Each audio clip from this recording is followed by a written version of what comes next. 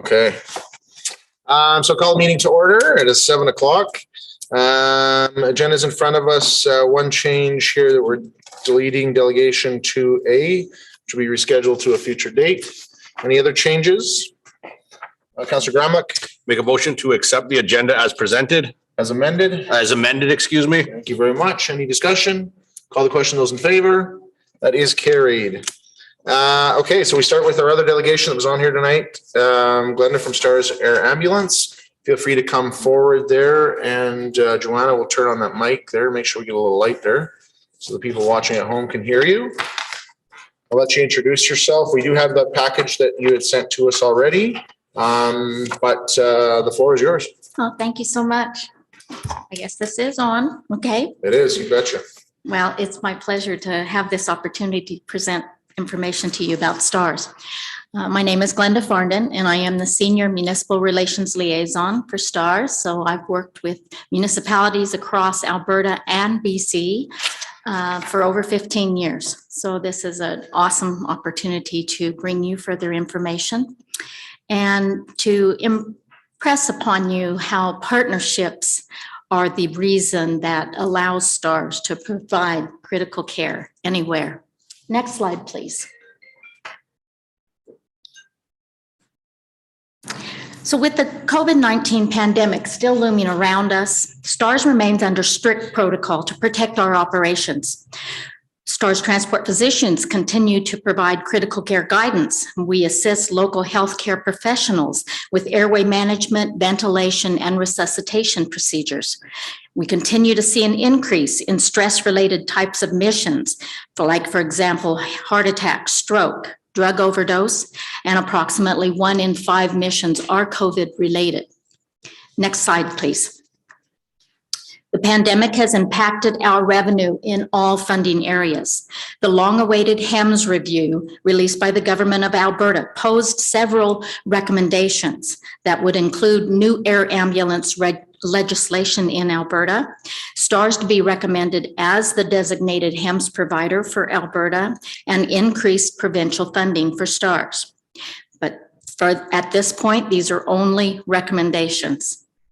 The government has indicated that they will continue to consult with many of the other HEMS providers in Alberta before making any final decisions. So in the meantime, Alberta Health Services has extended their 20% government funding for STARS for 2022.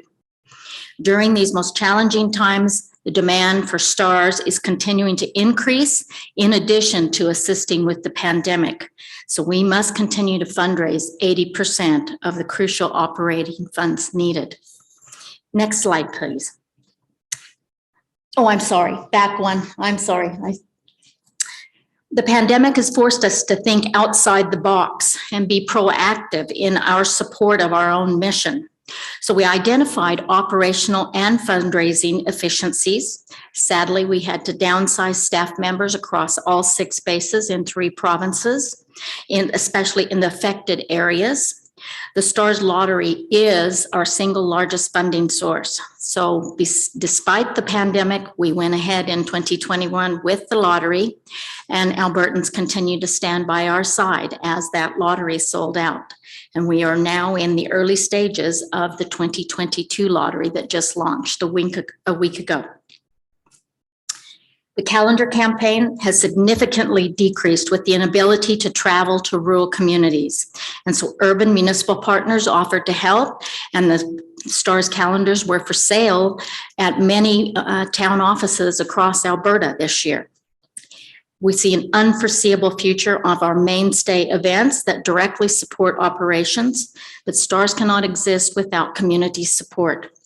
We're grateful to many rural communities who continue to host online 50/50s and raffles in place of their annual community fundraisers that cannot be held. Thinking outside the box, we also developed a new safe online radiothon, a multi-provincial radiothon, which will also support the life-saving mission. Next slide, please. Behind the scenes, the Emergency Stars Link Center is an immediate 24/7 safety network, and they have access to every available resource. This includes GIS mapping, as well as preset coordinates to help locate a patient. The ELC receives over 31,000 emergency requests every year, and there is an approximate 1-to-10 ratio for every STARS mission flown. So in other words, if a community were to experience 8 STARS missions in a year, then we've probably assisted that community in 80 other emergency calls and assisted your hospitals and your local physicians. The STARS transport physicians provide medical oversight and virtual consultation with local doctors. And regardless of how a patient is transported, whether by ground ambulance or Alberta Health Services fixed wing, another HEMS provider, or STARS helicopters, the Emergency Link Center is the link to providing critical care anywhere. Next slide, please. There's also a new pilot project, which has just launched with transport physicians now taking a shift in the Emergency Link Center, and this is proving to be extremely effective. STARS crews will administer the critical care while en route to the hospital, and our transport physicians are now saving precious time on the back end by coordinating the complex logistical arrangements with the receiving hospitals for such things as scheduling neurosurgeons, cardiac cath lab, and CAT scanners. In time-dependent cases like a brain bleed, minutes count. Physicians being able to make face-to-face decisions with real-time diagnostics, this is a game changer. The result is immediate direct delivery of a critical patient to the operating room. Next slide, please. So let's have a look. I provided a 10-year mission overview for you of Slave Lake and the rural MD. We continue to see mission rates increasing across the entire province. Approximately 85% of our missions flown in your area occur within the town of Slave Lake. Overall, seeing an average of 9 missions per year in your area, and you are served by 2 STARS bases, Grand Prairie and Edmonton. STARS is also a key resource for RCMP, especially in search and rescue type of situations, which I believe has occurred in your area as well. Everyone travels, commutes for work, for recreation, travels across the province. So it's important to remember that emergencies do not always happen close to home, and it's evident to the value of partnership. Next slide, please. The Municipal Initiative Partnership is vital to the sustainability of STARS operations. Green areas represent a municipal supporter, including the areas of northeastern BC, and it is a vital asset. Alberta municipalities recognize STARS as an essential service and also as a vital asset of the emergency protective services that municipalities provide for their residents. Currently, approximately 90% of Alberta's rural and urban municipalities are united in regional partnerships. This means that many of the counties across the province, including towns that are within their boundaries, are all on a per capita or on a fixed rate support of STARS annually. Commitments are pledged on per capita or annual fixed rate and range up from $1 up to $90 per capita per year. So to give you an idea of what this equates to, we have 3 or 4 municipalities that are now at a $200,000 per year fixed rate, including STARS in their annual protective services budgets, because they recognize STARS as a lifeline for their areas. Generating now over $2 million annually in sustainable funding of operations. And currently in the red outline boxes, there are 7 municipalities that on cumulative basis over the years have now reached logo status recognition of over $1 million and are featured on the STARS helicopters that serve their residents. Next slide, please. A generational investment for the future. The vision was 9 H145 helicopters to serve Western Canada at a cost of $13 million per helicopter, plus additional associated costs for the medical interior, for pilot training, for the pool pilot coverage to cover those pilots while they're away for training, and the associated specialized ground equipment costs. So this brought us to a massive undertaking of a $138 million capital campaign, which seemed almost impossible at the time, unbeknownst to us that we would also be in the midst of a global pandemic. Federal, provincial, and municipal governments embraced this vision, and they provided the funds for 7 of the 9 helicopters to serve Western Canadians for decades to come. It's been awe-inspiring, the support that we continue to receive for the fleet campaign from corporate, dedicated individuals, and municipalities. We also anticipate that there will be proceeds to come from the sale of our previous aging BK-117 fleet. And this would equate to approximately $15 million, which leaves us now at roughly $4 million left. So our fleet campaign continues. Next slide, please. The new Airbus H145 is breakthrough technology. It outperforms the previous BK-117s in speed, range, and fuel efficiency. The cockpit features advanced avionics, which will reduce pilot workload, especially in back-to-back missions. The unique Fenestron tail delivers increased maneuverability and decreased noise and vibration. And the new 5-bladed system, which will also be serving your area, has increased lift and load capacities, especially beneficial in complex terrain. The H145 has significant safety features with a reduced cost. And we're excited for the final 2 to arrive within just weeks. And one will be for Grand Prairie Base and the other for the Edmonton base. So both will be serving your area and residents. We expect pilot training to be completed in the spring, and it was delayed due to COVID. And we anticipate to be fully H145 operational by mid-2022. The H145 has a state-of-the-art airborne intensive care unit environment with the latest in medical technology. When we combine this with the world-class expertise of the STARS crew and the transport physicians' medical oversight working behind the scenes in the Emergency Link Center, this results in STARS providing the highest level of critical care available. Next slide, please. STARS was born out of necessity, serving Albertans since 1985 with more than 45,000 missions flown and no cost to our patients. A life is saved every day, and partnerships make this possible. We invite the town of Slave Lake to join Alberta's municipalities in a partnership that ensures a robust health and safety network for all of us as Albertans. We kindly request your consideration for a $2 per capita commitment over a 4-year term in conjunction with your council term. With the increasing demands for STARS, in addition to continuing to assist with the pandemic, your contributions will directly support our services for your residents. Your leadership is a testament to your commitment to the health and safety of your residents, and your partnership is vital to STARS' existence. I thank you very much for your time and your consideration. Okay. So first off, Glenn, I appreciate you making the trip out here today.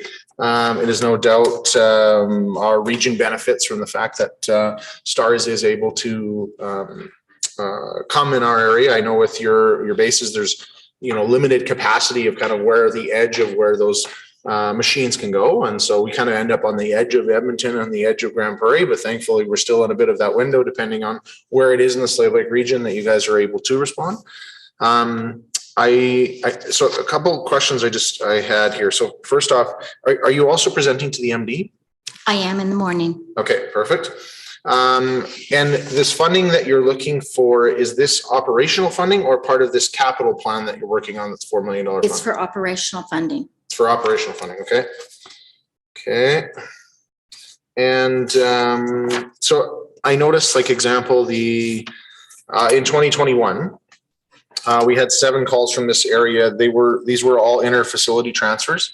So AHS reaching out that we've got a transfer, and similar to our air ambulance, but they're using STARS as part of that as well. So are those pieces funded? Like, how are you funded from the province? That's where that 20% government funding comes in. Okay. 20% per year in order to cover like. So no matter how many calls they call you for, they just give you 20%. That's correct. Okay. Okay. And we're, as I said, that could change with the new air ambulance once they put in new legislation and, relook at things. But for now, for the last 12 years, our funding from Alberta Health Services has been 20%. Okay. And so you talked about the fact that the government has done some kind of study in regards to recommendation, or some group has made a recommendation that STARS be the provider for all helicopter services for the province of Alberta. Is that correct? The government review Yeah. had come with these recommendations. Okay. But now they have offset and said they are going to do continual consultation for now, which is why they extended for this year that they would continue to give us the 20%. Okay. Okay. Just so I understand that all clear. So realistically, you'd be looking for at $2 per capita, roughly a $14,000 contribution from the town of Slave Lake. One of the things I will say is that we do budget annually. And so although we make projections for the next 3 years as part of our budget cycle, we don't usually make commitments until the year of. And so that would be one of the limitations there. But realistically, your timing is probably good because we're literally in the middle of budget cycle. So we had a very in-depth meeting on that last week. We've got 3 full days of meetings planned over the next week or so. And so, my recommendation to council is that we'll include it in the budget deliberations there and get back to you. Well, we appreciate that very much. As we move forward, as you saw on the map, like we're really nearing the fact that we would have united support across the province, including all of northeastern BC. So I think that really speaks volumes to the fact that we're all doing something in a united effort to ensure, that your residents, regardless where they may travel across Western Canada, Manitoba, Saskatchewan, they still have access to STARS and at no cost to them. So that's the bigger picture of not just talking about STARS response in your immediate area, because we all travel and commute and go to other places. Fair enough. Okay. If there's no other questions and comments, I'm not seeing any from council. We'll take that back as part of our budget deliberations. And just for timeline for yourself, I'm expecting we're going to be doing budget probably till mid-February, maybe the end of February, and then we'll follow up at that time. Okay, well, thank you again very much. Thank you very much, Glenda. Thank you. I did bring you a calendar and a newsletter. I don't know if I can just leave those. Yeah, you can Gary. totally leave that with Joanna, and, Okay, and we I'll appreciate put my that very mask much. back on. Thank you so much again. Thank you. Okay, with that, we will jump into our next agenda item, and that's the CAO update, Gary. So excuse me, good evening, your worship and council. Excuse me. Our CAO update tonight was distributed to council and is available online for those who are at home. Of course, over the holiday season, many of our staff took advantage of the holidays, and so I may have a little bit less to report than I normally would. Start out right off the top. We had a number of people that we recognized for long service awards. Those were announced, and there'll be some more individualized pieces coming to honor those individuals. But at the same time, we also took advantage of receiving nominations for other awards for staff, and announcements will be coming later this week with the results of those that process. Excuse me. We had also continued our work with our economic development contractor, and council tonight heard some of the information on the action plan that the economic development initiatives that are coming together. We also saw earlier, or I should say last week, start of a human resources generalist to start off and help our HR department. And I also want to let council know that we are continuing recruitment with all our vacancies that we have available. It's slowed a little bit over the holiday season, but we're back into doing our work around those. Jumping to finance, of course, it's year end for finance, and that starts to become a larger part of their focus. So a lot of the items that are specifically noted in the report are around the year end type of activities. Should make note that of course, tax penalties go up January 1st, or additional tax penalties applied on started January 1st for anything outstanding as of December 31st. Going to jump down to projects and just to let council know that the trail connection to Big Fish Bay, the crosswalk pieces have arrived and they're just waiting installation, which should happen over the next week or so. And then also for your information, a report will be coming forward to next week's council meeting around the garbage and recycling tenders that you requested more information on. So our project manager's been working on that. Got to jump down a little bit to operations. Operations over the holidays, of course, was focused on snow removal and sanding as needed. Right now, they're currently working on residential street rotation. I'm told that they were between the southeast and the southwest today, and they'll continue the rotation around town, hoping to do a downtown cleanup early next week. Once they do the rotation, have the snow piles and the cul-de-sacs, and then do a cleanup of all the piles all over town. Our fire service has had a very busy start to the new year. They've already have 19 calls for service, 2 major structure fires and numerous motor vehicle collisions, all in very frigid temperatures. It's put a really strain on the fire service, but of course they've risen to the challenge and have done their best to provide that great service to our community. Our peace officers have had a significant number of files again in the last month. They had 69 calls for service, rounding up their total calls for the year to 716, which is pretty significant for 2 people. Jumping down to facilities, I think the only thing to make mention there is just that the cold spell always plays havoc with our buildings and our equipment. And there were numerous problems, but I want to say there are numerous relatively minor problems. We didn't have any major water breaks or anything like that. It's more types of things of just trying to keep the heat going in all our facilities and all our buildings and that type of thing. And then under FCSS and recreation programming, there's some overviews, some highlights of some of the programs that both of those areas have been involved with. It's certainly with COVID, we've had challenges of not being able to do as much programming as we wanted to, but staff are certainly doing their best to provide some programming. And then with the start of the new year in January, if you look under the upcoming events, you can see that a lot of our programs are restarting and things are getting going again. So that's all that I have for my update at this point in time. I'll happy to answer any questions that you may have.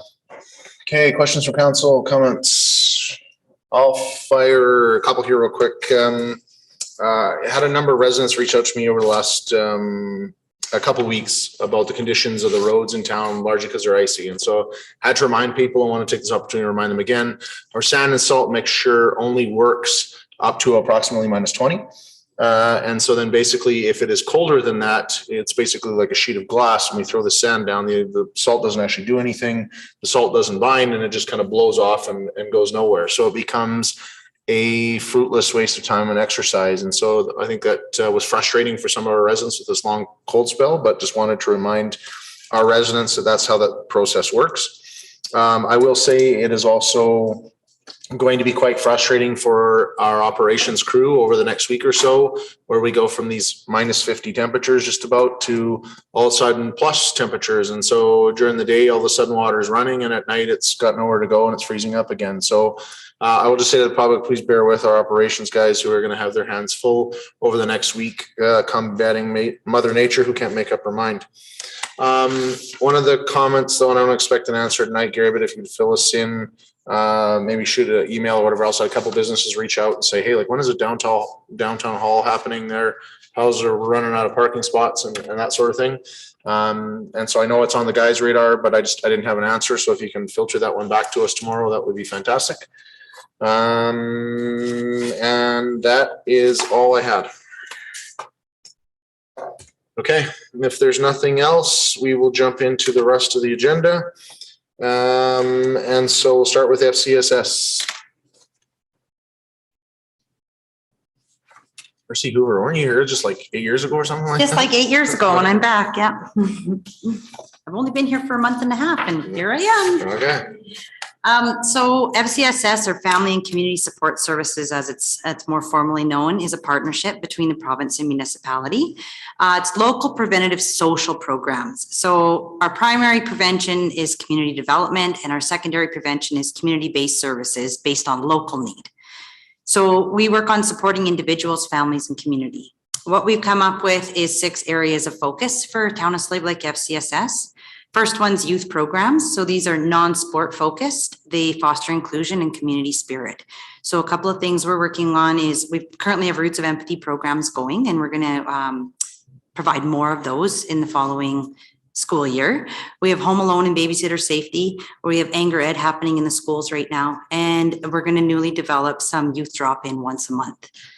Adult programs, these are preventative and they improve well-being.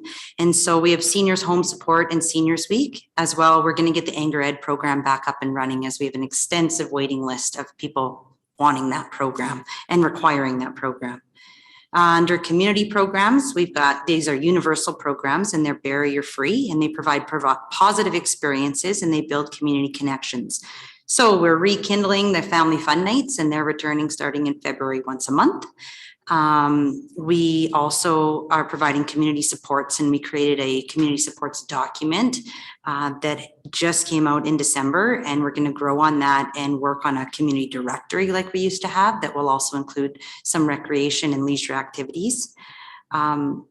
And I also lead the interagency group, and we're growing that. We've already gone from about 5 people attending to 15, and now we're up to 20 just in 3 months. So it's coming along. Our next focus is volunteer programs. And so these assist with quality of life and building capacity. So we got the senior snow removal and the lawn care for seniors, the volunteer income tax, and volunteer week activities that we provide. We also focus on community grants. This is a big one that has been struggling because of COVID. And so our goal this year is to improve the promotion and process and work closely with community groups on applications. And these grants promote stronger communities, coordination of organizations, and they develop independence for the different organizations in town. And then one of the final things that we're involved with is community collaboration. So this is both local and regional, and it builds capacity. So on various boards and committees, emergency social services, locally and regionally, I sit on the Children's Resource Council, the Newcomers Committee, the Homeless Coalition, Slave Lake and Area Mental Health, and a bunch of other local partnerships and sponsorships that we can assist where we can assist. Our focus for 22 is program recovery and re-implementation after COVID disruptions. And we're going to increase our service levels up to pre-COVID programming and supports. That's our plan. That's kind of FCSS in a nutshell. Okay. Questions, comments from council? Councillor Hughes. Thank you. Sorry, I'm so used to, we had 3-hour meeting and we use first names all the time. And then all of a sudden I have to use That's okay. last names. I struggle. I just want to say that I love everything that you just talked about. I think it hits on a lot of the feedback that I've been hearing from the community. So I'm very happy to see all of this.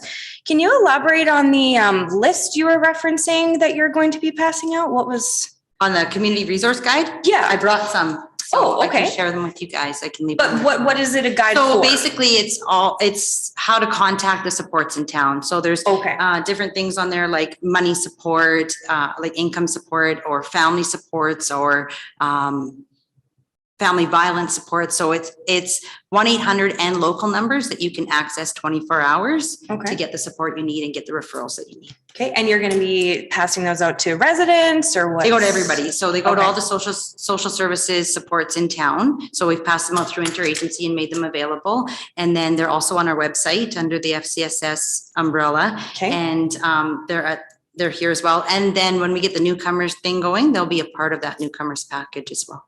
Okay, great. Thank you. I'm excited to have you back and to see this getting started and growing for the new year. Thank you. Thanks. I got a bunch of stuff. Oh, of course. Okay. So a couple of things I'll throw out there. So one, I really like that, you know, it feels like we've been living in this COVID bubble for 2 years, and we have been, and we just say, okay, we'll kind of wait and see and wait and see. And, you know, some of us are doubting if COVID's ever going to go away, and I probably should just keep my comments to myself on that one. But the point is that, you know, this plan talks about like people interacting and stuff happening and getting back to some more normalcy. So I commend you on making that happen and that we're moving in that direction.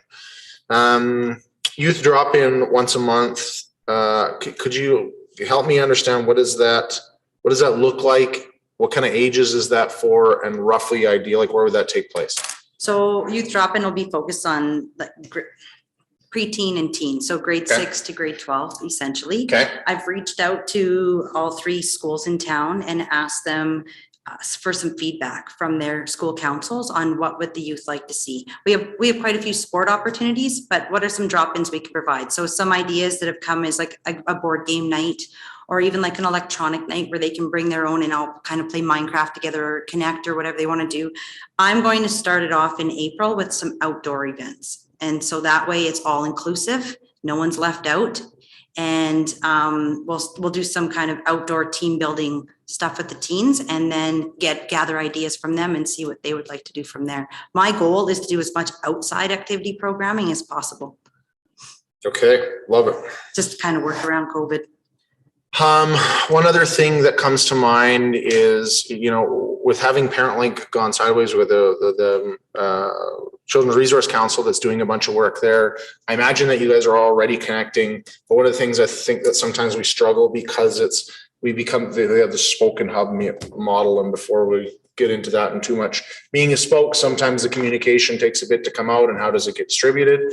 So I really encourage FCSS to work with that organization to help communicate out. And so one of the things you talked about, communications, there's none at this time, but I would really like to understand, how do we communicate these things out? How does the message get out? Because I think a lot of times our public is looking for a lot of this stuff. So make sure that they know it's available, and they're telling us that they didn't have time to go, not that they didn't know about it. So over exhaust that communication, I would say, that's out there, but knowing that those things can work together, let's communicate together if we can. I've done 2 board meetings with the CRC, and right now I'm involved in the interviews for their position that's open. And I've asked them specifically for statistics that I can report back to our council.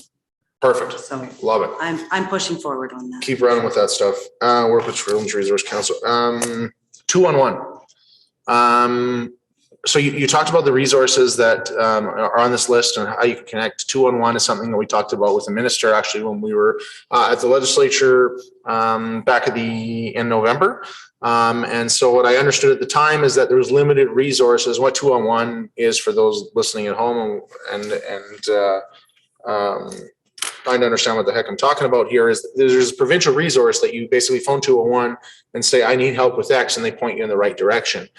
In the past, it was very focused on urban and not so much on rural, so there was limited supports there, but it seems like we're using more of that. So I just want to throw a pin in there that if we have more resources, and that's a free resource that the province exists and so on and so forth, 2-on-1 is something easy to communicate for people to use. So at some point, would love to see some communication coming out from the town of Slave Lake on that. You know, one of the things I talked about when in this last campaign and getting elected and that sort of thing was, you know, one of the things I recognized during COVID is that there's a lot of these organizations that are struggling and trying to figure out what the path forward looks like, because they've almost had to reinvent themselves. And so now it's, are we digital? Are we in person? Are we a bit of both?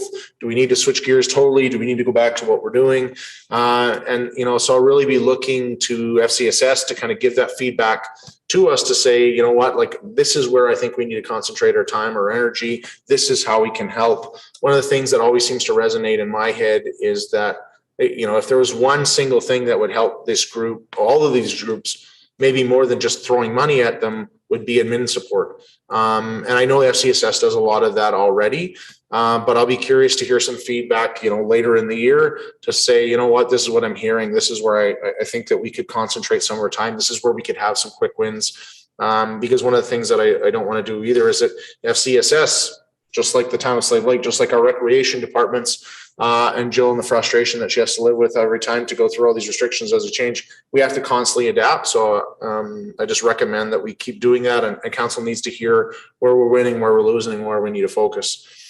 So you talked about youth drop-in, which I think is fantastic, but that early childhood, some of that programming and stuff too was one that we heard loud and clear. So we talked about that. We talked about COVID. One of the things that I just like to throw out there, and maybe you use or maybe you don't use, I think one of the misses that the town of Slave Lake has is not having a youth council of some function. What that would look like to have that input, because I think we sometimes miss that. And so if there's some capacity in the future or somewhere in the mandate that could fit, would love to see that as a possibility if it makes sense to FCSS and the department, because I think that there's huge opportunities with the right group of people, the right structure there, and repetitiveness of using that to get some of that feedback that I think sometimes we miss. And that was it. That's all I had. A couple little ones. Just a few. If there's nothing else, no other questions, comments from council? Okay. I think you guys are on the right track. Love to see it. Excited to see where you go. Look forward to future updates. And but Darcy, I will just say loud and clear, like, please make sure you feed back into us what's working, what isn't working, and where we can help. Perfect. Thank you. Good job, thanks. Councillor Adams. Motion to accept the report from the FCSS service levels as information. Any discussion? Call the question. Those in favor? That is carried. Next, we'll jump into development permit service level. Sam.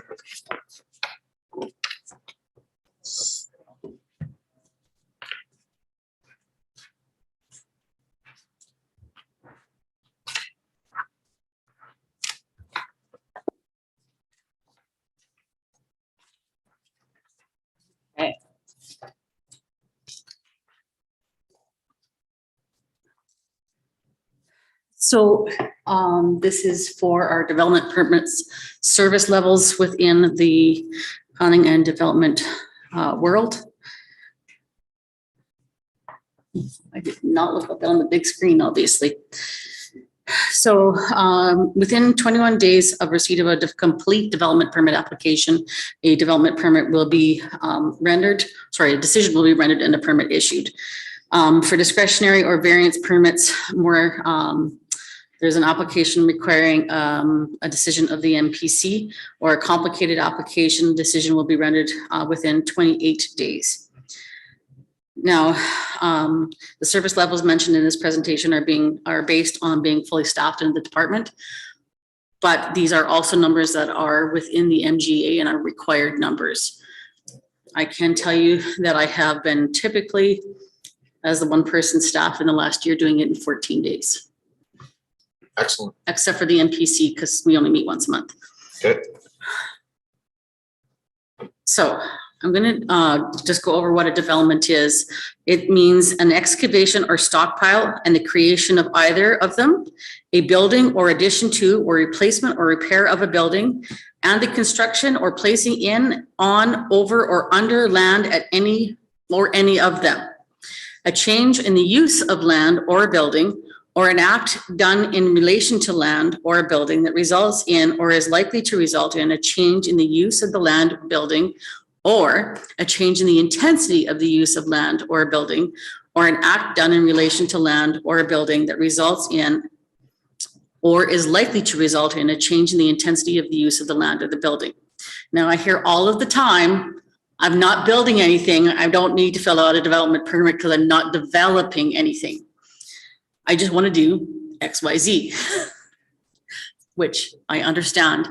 The terms that I use in planning and development is not everyday people terms. And so I often get these phone calls saying, but I just want to do this. And so I go through the process with each and every person that calls me and says that. Okay, so just so you're aware, in my world, when I say that you're doing a development, this is what it means. And I have never had a person argue with me and say, but that's not what I'm doing. So usually I can get the point across saying this is, and it's pretty easy, that something is changing, and so then a permit is required. So this is a document issued by municipalities saying that the use applied for has been approved and allowed for on the site or building that it is being allowed at. So pre-development meetings and discussions. We provide information to developers, and it's an important part of the planning process. Typically, we provide information through phone calls, emails, or one-on-one meetings, depending on how COVID is happening. When we speak to an applicant on the phone, almost always try to follow up with an email afterwards. Sometimes they don't want to give me an email address, so I can't, but 99% of the time I can follow up with an email so that I can give them all of the information that we discussed, plus any additional information that I may think of after the phone call. And it's also good for the applicant so that they have that information to go back and refer to at any time later on from that date. I will also send an application package if it's required at that time. And that package will include the development requirements, which includes information on typical development, the permit requirements, and it has a ton of information and can be a little bit overwhelming, which is why I tried to go through it and go over it before I send it out. It'll have an application form, a draft or a sample site plan, the fees and deposits that may be required. And we also advise of the typical permit conditions that will involve costs. So if you're building a house, I'm going to tell you that I'm going to need a site plan and a lot grade plan prior to, and those are typically done by a surveyor. And then at the end of that, I'm going to need an RPR or a real property report and a lot grading certificate verifying that the grades were done to the plan. Those cost money, and I want everyone to be aware that those are going to be coming so that they can plan their budget accordingly. Also the hard surfacing of driveways. I tell them they have many options to hard surface a driveway. It's up to them which one they pick. I don't care so long as it's hard surfaced. And that can be done in rubber, brick, cement, asphalt, pick and choose. So then we also include copies of any pertinent planning brochures. We have, I want to say about 25 different brochures, depending on what you're doing, that can apply and give you a load of information that is quick and easy to grasp in a brochure. The other information that we often provide at that time is building code agencies that work with the town of Slave Lake, i.e. Superior Safety Codes or Inspections Group, names and contact information for surveyors, plumbers, landscapers, lot dimensions and subdivision plan map information for the lot in questions, zoning information, permitted and discretionary uses, NPC meeting dates, if there's a variance or a discretionary use that's needed, as well as dates for submission. Because I'm only one person and our meetings only happen once a month, I need applications at minimum 1 week before the meetings, 1 week before the agenda is going to be prepared, preferably more than that, because it takes time to write those reports. So once a development permit application has been received, a permit number is assigned, and we have a log that's called a DP log that has every development permit that is applied for, It has the applicant, the legal address, as well as the civic address, what is being applied for, zoning, section of town, if it's a house or an apartment building, how much the builder estimates that it's worth to build, because those are requirements that I have to submit to the federal government.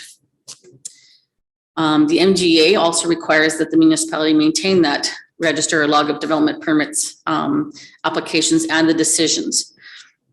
So then this cover sheet that's a portion of it, is attached to the inside of every paper folder for development permits. And essentially this cover sheet contains all of the necessary information regarding the landowner and or applicant, sometimes they're different, the application, the proposed development, and includes any required referrals.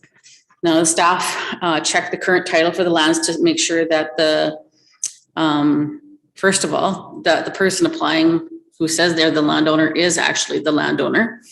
And that if there's any registered documents on the titles of those lands for agreements, right-of-ways, easements, restrictive covenants, notes, anything that could be of pertinent information for a permit. And then those are noted on that cover sheet. Typically fees and deposits are taken and a receipt is issued, and the receipt number is noted on this. So, because sometimes papers go missing. This is how it is in this world. And as long as that number is recorded, we can go back and reprint it and there's no issues then. Referrals can be required depending on the type of development being applied for. And so the requirement to send referrals is legislated by the MGA.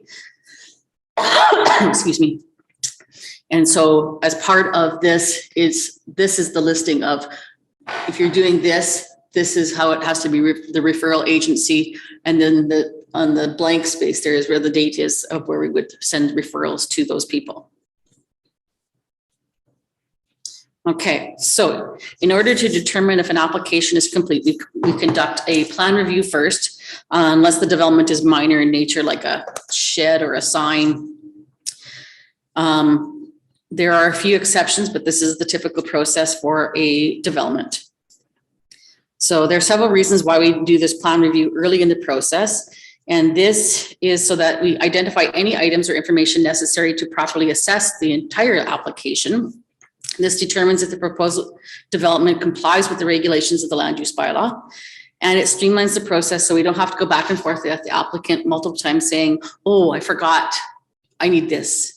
We can have it with the review, then we know this is everything we're going to need, requesting any additional information and advising of issues with the proposed development. So if we get an application in and it needs a variance and the applicant doesn't know that, I can say, either you can move your house back or you can apply for a variance. It's up to you what you want to do, because sometimes where houses are cited on a plan can be moved, but some people want a larger backyard than they want the front yard, which is all well and good, but the regulations state that you have to have 7.5 meters.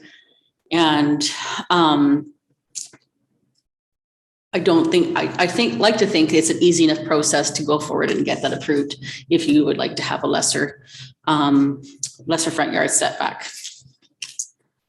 So it is important to note that in accordance with the MGA, the Development Authority can ask for additional information, even if we have already deemed the application complete. Now, the first part of the plan review is just yes and no answers to determine if we've received all of that particular information. And then the next pages of the plan review, or the next parts of the plan review, deal with setbacks, height, parcel coverage, parking, landscaping, servicing, etc. In essence, the plan review compares the proposed development with all of the pertinent land use bylaw regulations to ensure that the development complies, or if it needs variances, who would provide that variance depending on the degree of variance needed, i.e. if I can do it, or if the MPC needs to approve it, or additionally the SDAB. So if the application is deemed incomplete, then we attach a plan review to the letter that we send out saying, this is what we reviewed, this is what we have, this is what we still need, and this is why, and this is the plan review that tells us what we all needed. And so again, the letter will outline all of those additional items that are required. Now, bigger items like houses, apartments, commercial buildings will require a lot grade plan. And so we do a review for that as well. We have development standards for the town of Slave Lake that have to be adhered to. And so for the wildfire area, there is a lot grade plan book that's about this thick that has a lot grade plan for every single lot in those areas. So a surveyor doesn't have to provide that, but they have to provide what the lot is at currently and the plan to get to where it is, as well as how the water is going to flow from the site. This is intended to ensure positive drainage is maintained away from the existing and the proposed structures and throughout the site. It ensures proposed grading does not negatively impact existing and proposed structures, as well as the neighboring properties. And a letter is usually part of the letter that is sent out saying whether or not your application is complete or incomplete. Usually we'll deal with the lot grading part of it as well. So it's only one letter going out regarding this. So the municipality will establish in their land use bylaw a list of items that they deem necessary to assess an application for development. So in our land use bylaw, we have that we require a signed application form, authorization from the landowner, a site plan, drawings of the proposed development, a lot grade plan, a landscaping plan, a parking plan, a servicing plan, a right of entry form, and a consent to electronic notification form. This is so that I can email you and you said I'm allowed to. It should be noted that the items listed in our land use bylaw are intended to be the typical or standard list of requirements. But that said, if the development authority feels requires additional information necessary to properly assess the application, they may ask for it.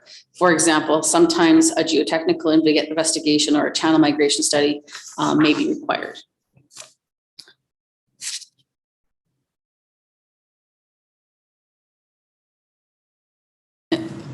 So like we talked about, the application is deemed then complete or incomplete. And once that is done and we have all items, we move on to our pre-development inspection. Typically, this is done before the permit is issued. And so this will be conducted for developments that include structures that are permanent. Garages, houses, additions to houses, commercial buildings, industrial buildings, etc. Now, this inspection is conducted to ensure that we have identified all potential issues and or constraints that could affect the development, such as utility right-of-ways, overhead power lines, because they're in places that sometimes we don't expect. And we also take pictures of the town's infrastructure, such as the curbs, gutters, sidewalks, roads, in the area around the lot of where the development is happening. And so this is done so that we have an idea of what the condition of that infrastructure is before development happens. Should that development cause damage to that area, we need to have the landowner held responsible for those repairs. So the MGA says we must do certain things. And it deals, so part 17 is what deals with the planning side of the legislation. And then although the MGA provides that the town of Slave Lake has 40 days to process a development permit, the planning department service level for a permitted use application is 14 days from receipt of a complete application. Now, processing the application will include sending any required referral letters. Not all applications for development require referrals. The cover sheet identifies those types of applications that will, and development permits are not processed until the deadline for all referral comments to be received is passed. So I just want to note that referral agencies are given 3 weeks to provide comment. And any referral comments are included in the permit, so the applicant is aware of any possible additional requirements as a consequence of those comments. The development permit is then prepared with conditions and applied to the development. The development authority then will impose conditions for things such as setbacks, structure, heights, landscaping, lot grading, driveways, etc. Our land use bylaw also references our statutory plans, bylaws, policies. And so we can include conditions that around them addressing those other documents, as well as the servicing requirements and standards, etc. Other information is also provided, which are not conditions of approval, but rather additional information for the applicant to help them with their development. So one of the things that is common in an occupying space permit is that one of the very last items will be, should you move to a new site, a new permit is required. A lot of people think I have a permit, I don't need to ever get a new one again. But as we know, sometimes uses are not allowed in new places where they move to. So this is how we get to the permitted uses. So in accordance with the MGA, the Development Authority must issue a development permit where a complete application for a permitted use has been received. So if the use is a permitted use in a zone, I cannot deny a permit for that place. I must issue that permit, and no advertising is required for that. Yes, that would fall under the permitted. It would have, in order for it to be permitted, it has to fall underneath all of those regulations. So in accordance with the MGA, the development permit advises the applicant of their right to appeal the decision of the Development Authority, as they may not agree with any of the conditions, some of the conditions that are imposed, or they may feel that the Development Authority has not interpreted the land use bylaw correctly. Then we have discretionary uses or variances. So in accordance with the land use bylaw, the MPC has the authority to consider discretionary uses and most variances or relaxations of the standards. The development officer does have very minor variance powers.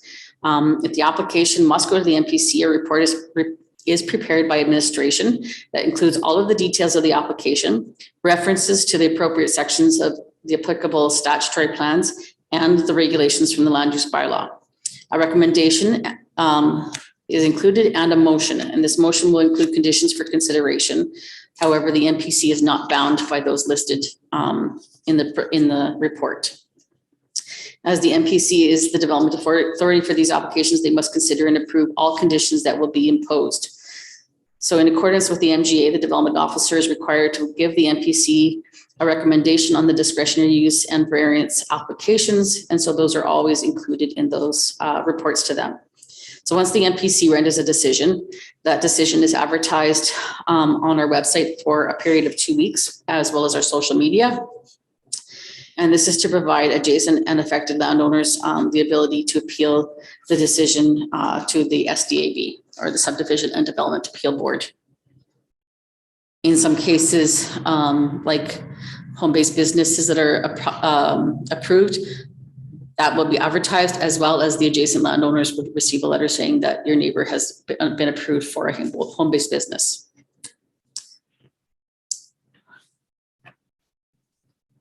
So on larger developments,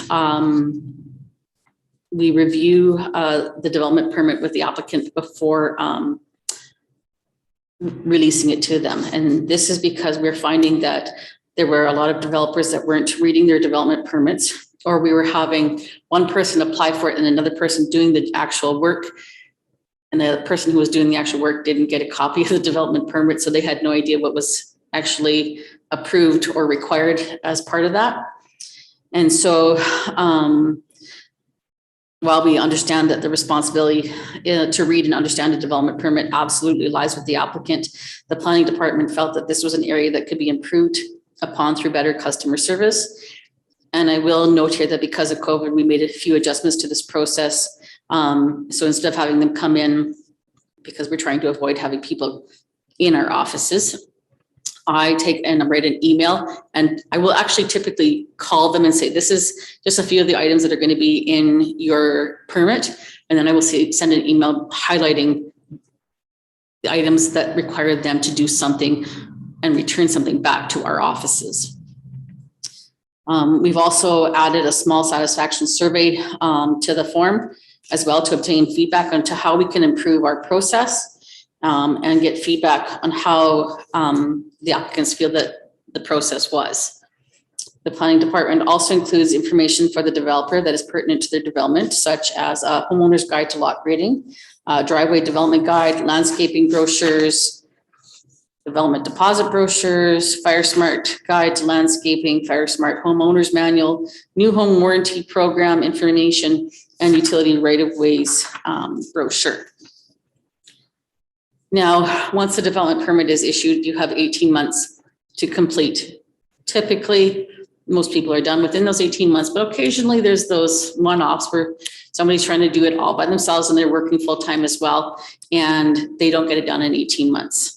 I'm not going to slam the door on them and say, you must be done. How much time do you think you're going to need? And typically they just give me 6 more months. So, okay, I write them a letter saying, okay, you have 6 more months to complete your application. Your permit is still valid. Please have it complete and have these items handed in by this date. That doesn't always happen, but we try to give them lots of time to get their requirements in. Annually, we try to review the outstanding or open permits, and in each permit file, we have a checklist. So as soon as a permit is issued and it goes in our file room, a checklist is put in there, highlighting the items that are going to be required.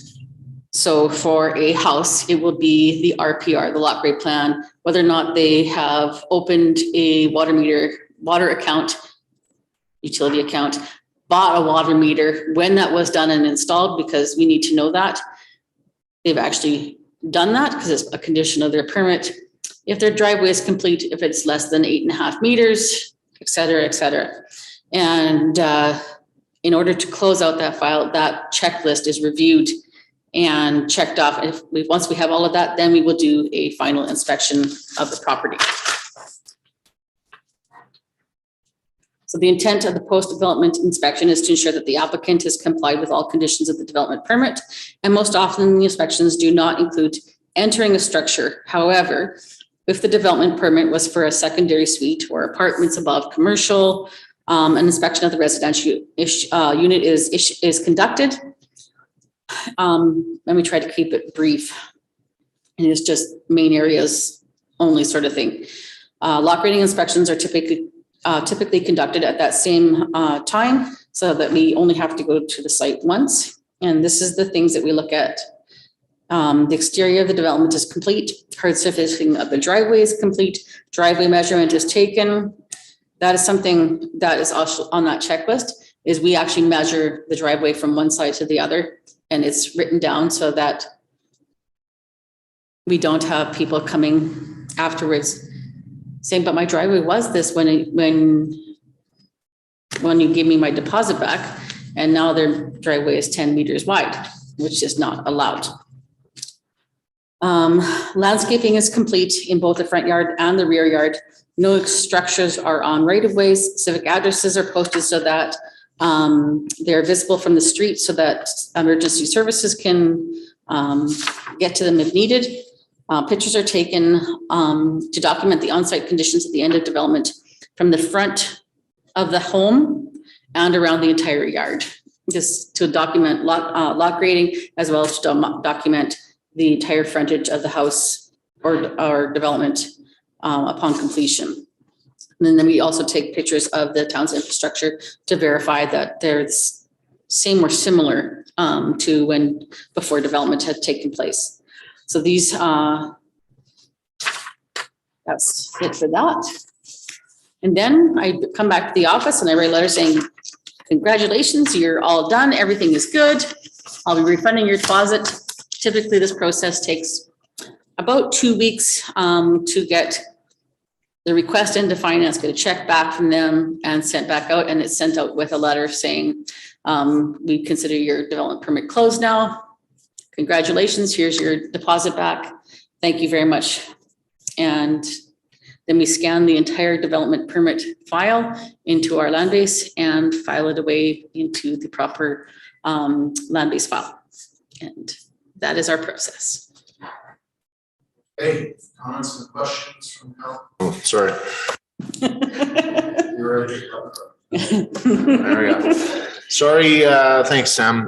Comments, questions from council? Councillor Adams.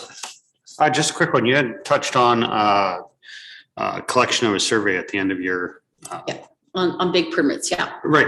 Have we ever seen the results of those at all, as that being new? Well, I can tell you, I don't have very many because, well, we haven't had Fair enough. a whole lot of development in the last 5 years. But I know, I want to say we have about 5 of them on file. They've all been positive. I would love to see a way to do it anonymously, because I know it puts a lot of pressure on people knowing that I'm going to see what they've written. They don't need to have that pressure put on them. Okay, and I know that the first year they did it, they had a few that had come back and they did bring it to council and share that information with them. But you know, if there is a recommendation there that we can finally try to do something online that comes back anonymous and get more feedback. Yeah. You know, I would encourage us to do that. Other questions, comments? Okay, thanks, Sam. The idea of this tonight is to kind of go through it and understand the service level for council there and make any recommended changes. The recommendations I would make is, you know, number one, I want to start by saying thanks, Sam. I know that's been a exhaustive year, being only one person in that department, and we still have a vacant position that we're trying to fill, and look forward to seeing that happen in 2022. I think would be exciting for all of us, or at least get you some more support there for sure.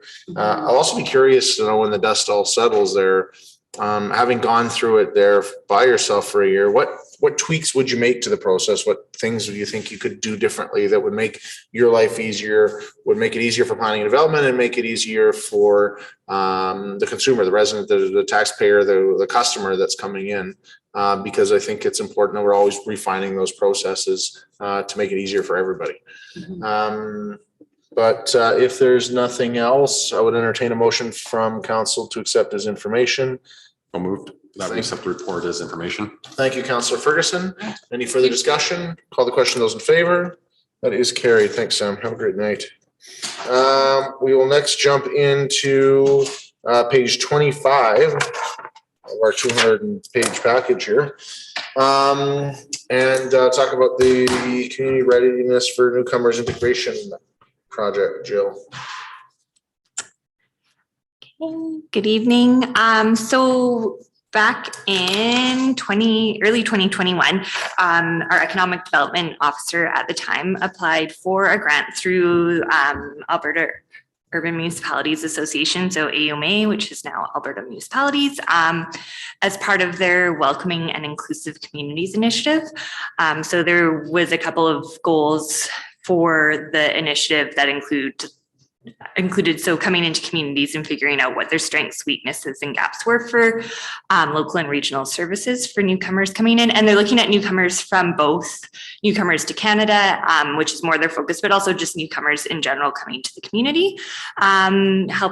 They wanted to help municipalities assess the challenges and barriers that immigrants may face when they come to a community, and then support municipalities and educate leaders in the process and how to figure out an action plan on how to overcome some of the identified barriers. So through AUMA, they contracted out the Calgary Catholic Immigration Society, so CCIS for short. And so through the process, we met with them a few times and talked with them, and they met with stakeholders and different people within the community that work with newcomers, and kind of came up with some ideas of where the community was at, and then brought everyone together for a session that we did virtually. And so we weren't really sure the direction that the session was going to go, but we were also engaged and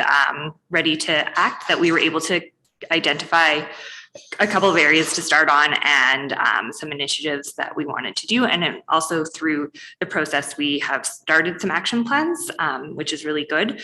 I was looking back at them today, and it's really already a step-by-step process of what we need to go through. So we identified 2 areas that we wanted to look at. So the first was a welcome initiative. So it would be comprised of a couple of things. The first would be a welcome package. And we've talked about this in a number of different groups that I'm involved with. But this, I think we finally got the momentum going to do this. So it would include things like coupons for local businesses, free passes to community resources. And then we also have talked about, and so this kind of ties in directly with Darcy's plan, is rebooting the community resource guide. And then we also have talked about doing a volunteer ambassador program. So that would be connecting residents or new residents with residents that have been here for a while, to provide that connection, to help them get out and introduce them to the community and give that personal touch. And then we've also identified that we wanted to improve communication and navigation. So again, this is something that we've been working on as the town for a bit, but I think having a number of other stakeholders and community partners involved, we wanted to develop a central space for information for both newcomers and residents. And we also, because we're focusing on newcomers through this initiative, is have some things that help overcome the language barriers that impact newcomers and their access to information. So like I said, you attached to in the agenda are the action planning templates. And if they were very advanced with all their Google Docs, so you can click on things and it takes you to spreadsheets that have everything in there if you're so interested to look into that. But yeah, so some next steps identified were that so within the detailed plan, we're just going to develop some clarity on roles and timelines that are realistic, develop a budget.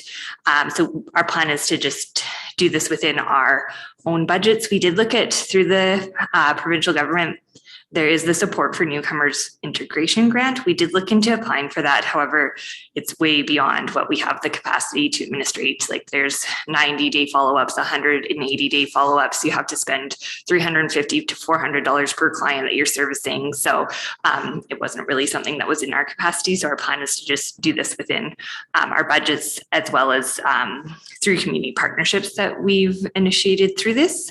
And yeah, I've already had a few people reach out to me that were in the action planning sessions wanting to know when we're going to get started. So that's on our next steps kind of thing within the next month or two. And then, yeah, just put our plans in motion. So just sharing that with you guys for information. And as we get things going, we will communicate it out through our communication channels.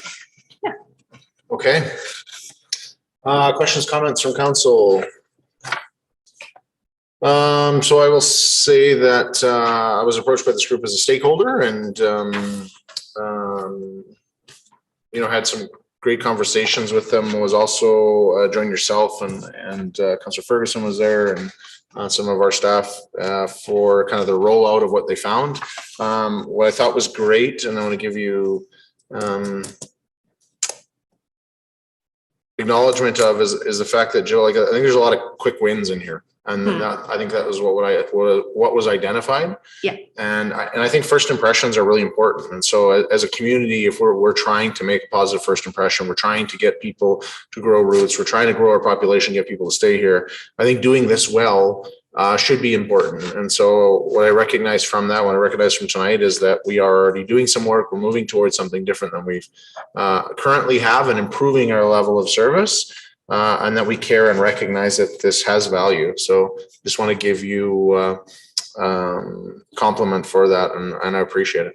And I think it was really good at that. Thank you. And it was good at the action planning session because I think that the buy-in that we needed from a lot of those key stakeholder groups is there. So that's where we've had some kind of barriers in the past, is that it's been an idea, but we haven't had the buy-in. So I think having that outside organization come in and lead us through the planning process was really helpful to get everyone's buy-in for that. So yeah, and as you can see from there, they also give you some deliverables, some action items there. Yeah. And there's a bit of a roadmap towards success, which I think makes it easier for everyone, especially when we have capacity issues. So, any other questions, comments? If not, Councillor Adams. That motion that council accepts this report as information. Any further discussion? Call the question. Those in favor? That's carried. We'll jump into the homeless and housing needs estimation. Page 45 in our package.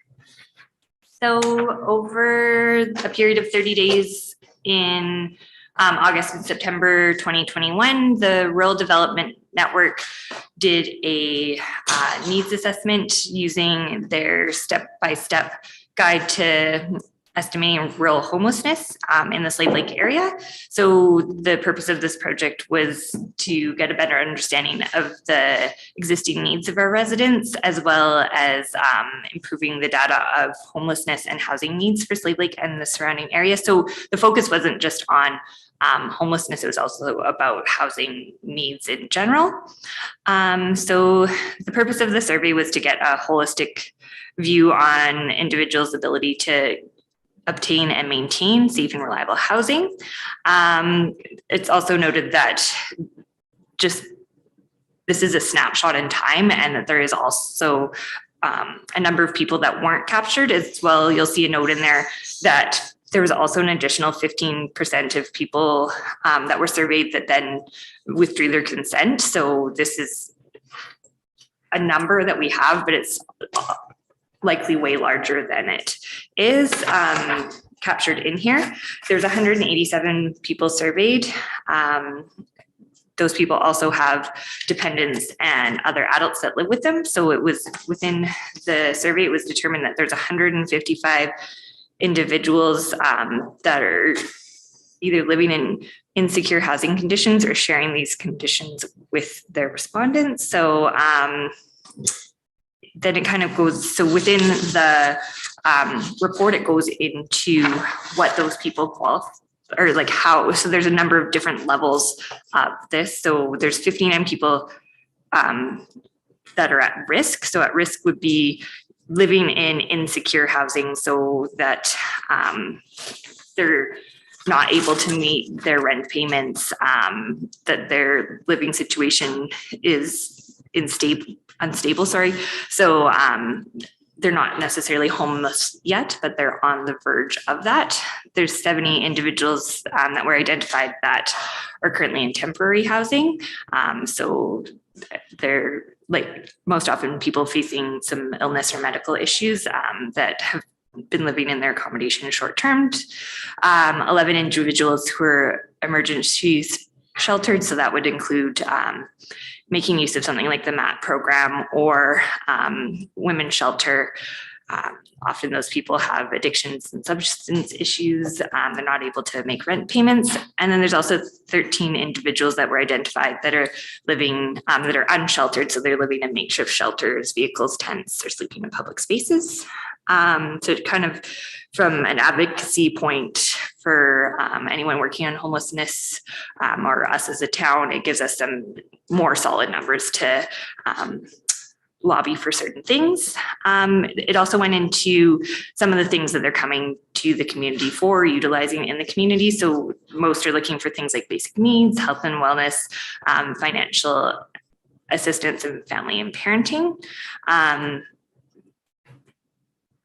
We provide lots of employment opportunities in the community based on these people's opinions, but they need some more access to affordable housing, sufficient social services, and free or accessible recreation and social opportunities. So again, I'm like, our reports tie in really well together tonight. So that's something that we will be focusing on, is promoting more our free and accessible recreation opportunities, as well as the social opportunities within the community, because those are there. They're just likely not promoted enough. I think just from my point of view, a couple of things that came out of the assessment that really were quite impactful for me was just that more the focus on the need of affordable housing. I know that's not something that we necessarily have control over, but just some of the comments that were in there, if you take a read through the report, I think, from my point of view, I've been at points in my life where I'm like, yeah, no, you're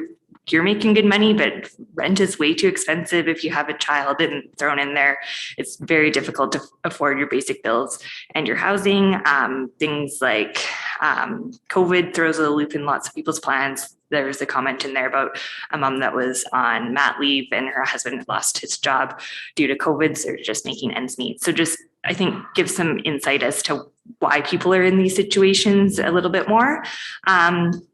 So some additional feedback was that people would like to see more affordable housing and subsidized housing, family programming and family dedicated services and assistance. And I think, again, this is one of those things that is, I think, often missed, is assistance for people that are kind of on the edge. They're not quite there yet, but they're there. And again, as a town, that's not necessarily something that we are always in the service of, but just as an awareness kind of piece. So yeah, just to kind of recap the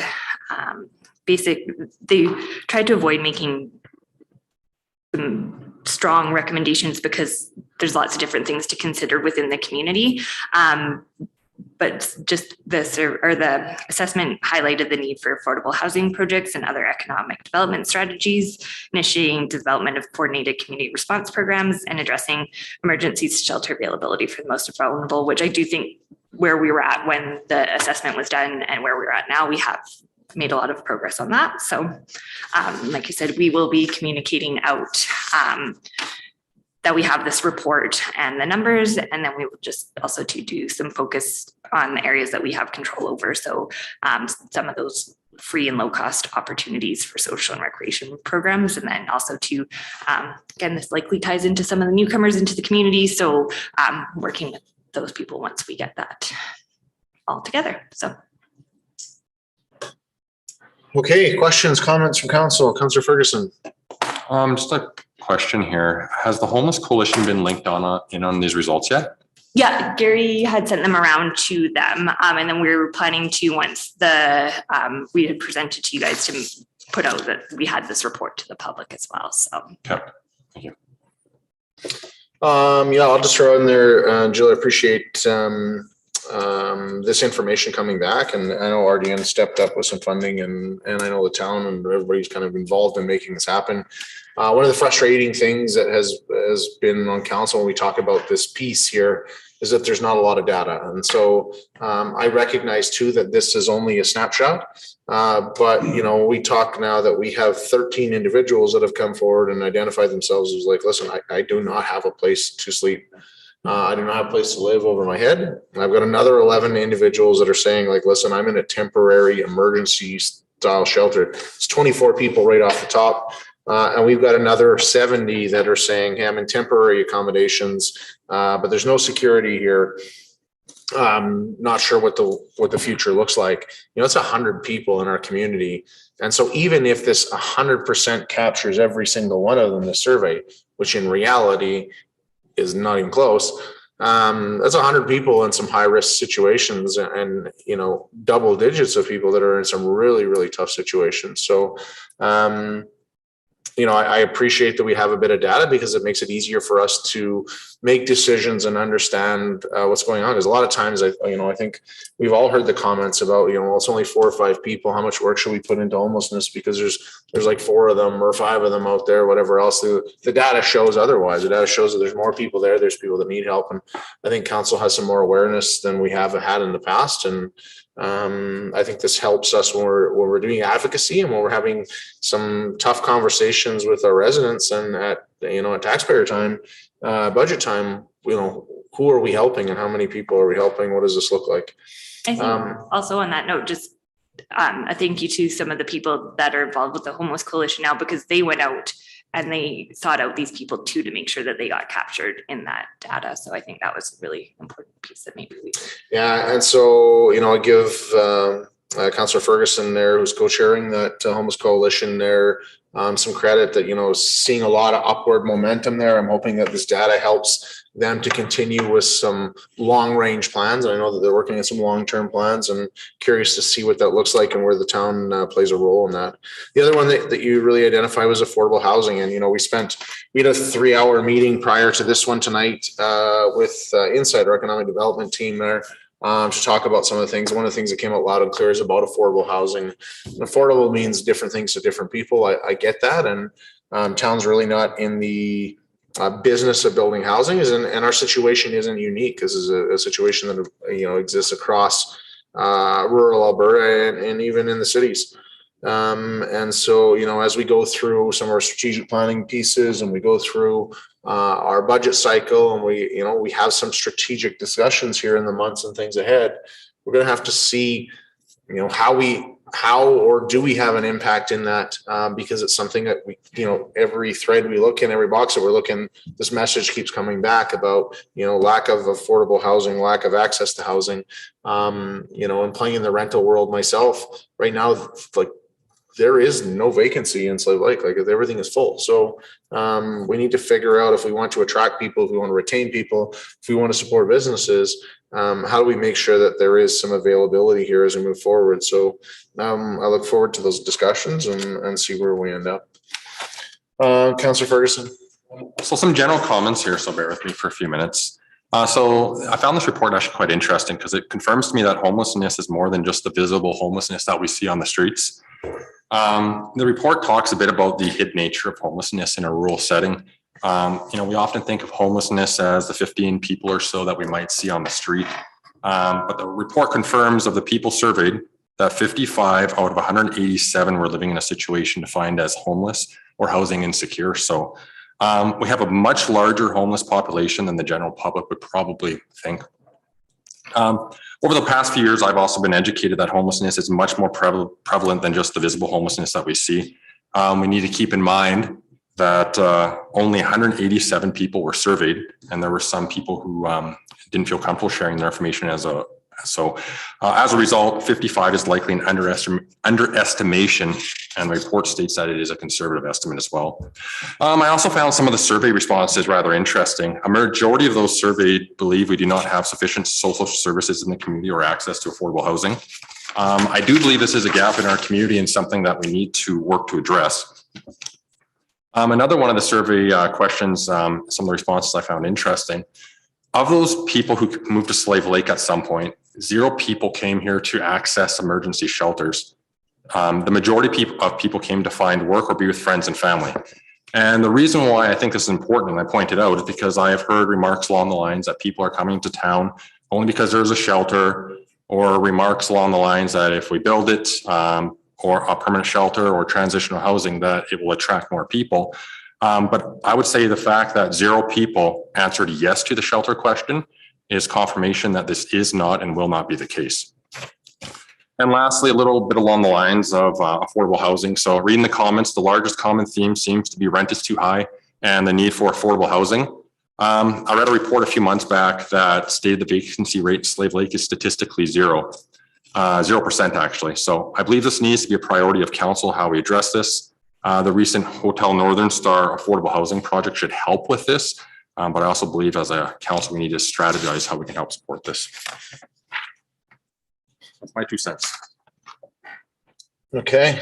Other questions, comments? Okay. I look forward to more discussion in the weeks and meetings ahead. And it will take, this is definitely one that plants a seed and will be useful information for a variety of organizations as we move forward. So at this point, I would entertain a motion from council that we accept this report as information. Thank you, Councillor Hughes. Any discussion? Call the question. Those in favor? That is carried. Thanks, Jill.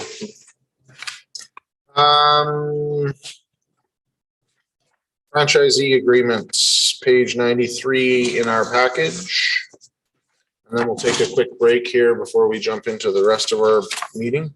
So Gary, you brought this one here to us before. Some more information you want to share? Yes, that's correct. On December 21st, I presented a report. I'm just trying to get back to you with the answers to some of the questions that you had at that time. First off, I wanted to make sure that it was clear that if you make a decision to extend the current franchise fee agreement, does that mean that you cannot adjust the rates in future? And no, that does not mean you can change the rates as listed in the agreement. This just gives us the ability to set those rates. So if the future council decides to make a change on those rates, that can be done through a separate process. We don't have to set the process tonight, if the council wants to go ahead with extending the agreement. Essentially, a franchise-free agreement allows ATCO to put their infrastructure on our property, and in turn, they pay us for that particular service.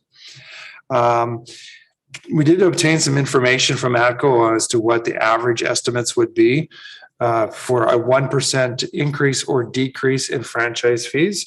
So for the average residential customer, it works out to $1.14 per month. Either way, up or down, depending if it's increased or decreased on a 1% change. Commercial customers, to ATCO, a commercial customer is a medium-sized business. So, for example, a commercial property, a store, or something of that nature, it would be about a $5 a month difference on a 1% change. And industrial customers would be $11 on their bill.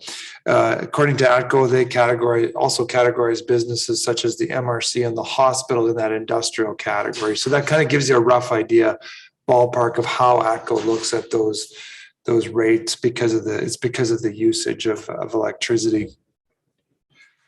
We also know that franchise fees are paid on all ATCO sites, including those that are exempt from paying municipal property taxes. And so we tried to quantify that. However, at this particular time, we're not able to provide an exact number. It would need much more calculation, because we would have to provide a list of properties to ATCO, and ATCO would have to do a calculation of those franchise fees back to us, and they're not able to get back to us at this point in time with that to provide us an exact number. I also did a comparison of franchise fees throughout ATCO's service area. Interesting to note that, of course, MDs and counties tend to have very little, if not no, franchise fees, and urban municipalities tend to have more franchise fees.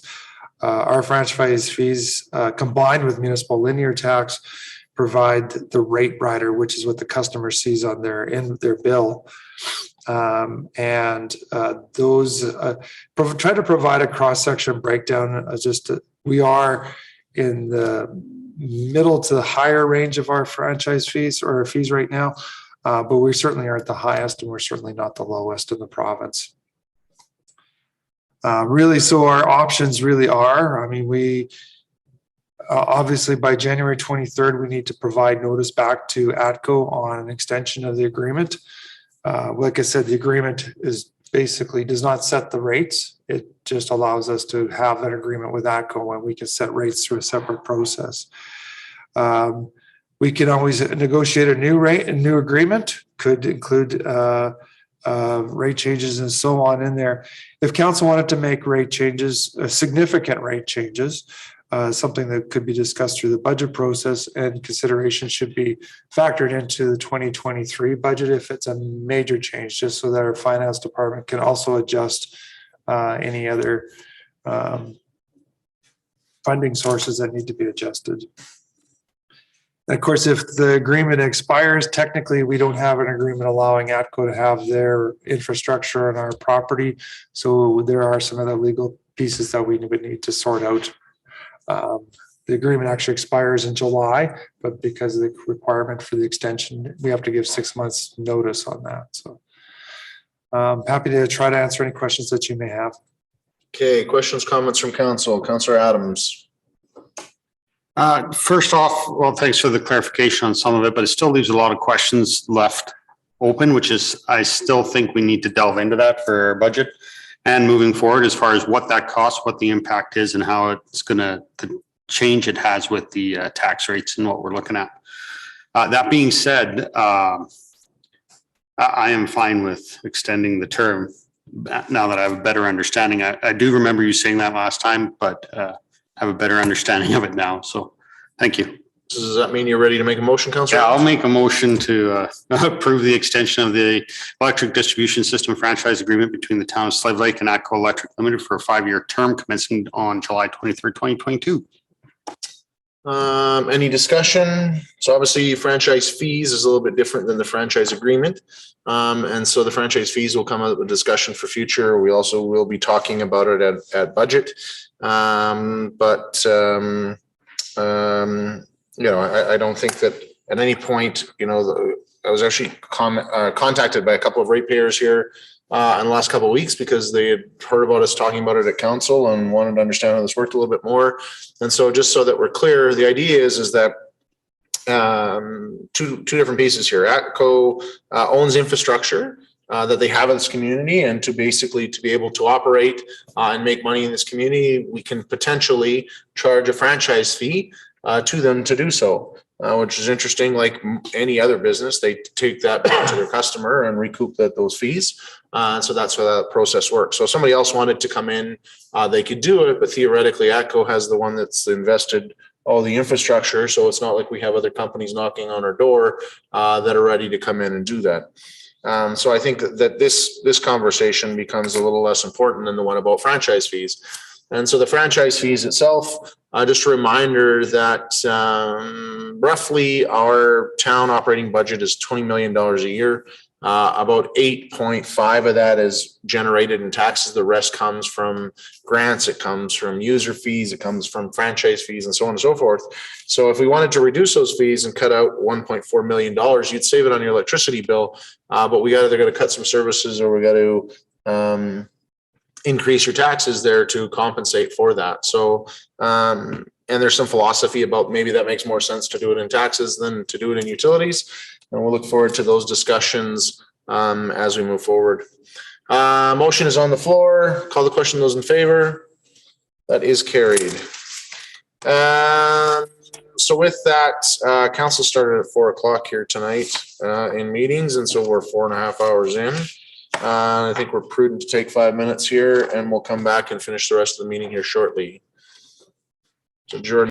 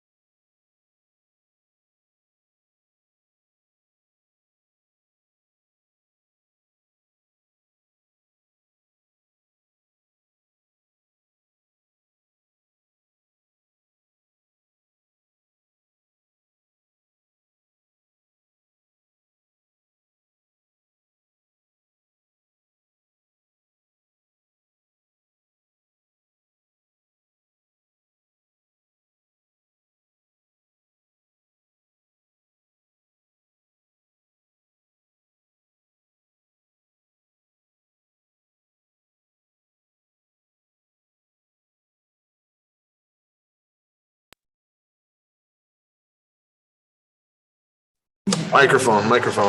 We're back at her here and we'll keep going. So next is our committee minutes. So we'll start with intermunicipal committee. They have not met.